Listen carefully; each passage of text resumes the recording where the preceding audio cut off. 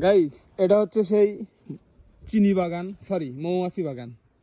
এই মৌমাছি বাগানেরদেরকে না, চিনিদেরকে মৌমাছি খাওয়াবে, তার জন্য এখানে মৌমাছি ঢেলেছে। এখানে সব মৌমাছি গুলানো হয়ে চিনিদেরকে খাওয়াবে।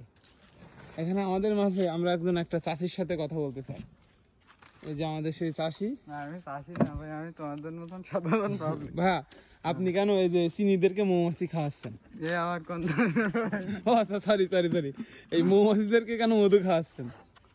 ও ভাই সরি সরি সরি, মানে মৌমাছিদেরকে কেন চিনি খাওয়াচ্ছেন, এর কারণ কি?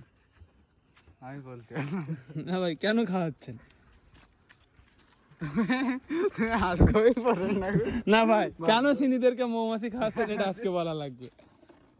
চিনিদেরকে মৌমাছি কেন ওইটা খাওয়াচ্ছেন? একজন ভাই নিষ্ঠি, তোমার বাইরে আছে। না আমার কিছু বলবে না। তা আপনি কি এই ব্যবসায় লাভবান?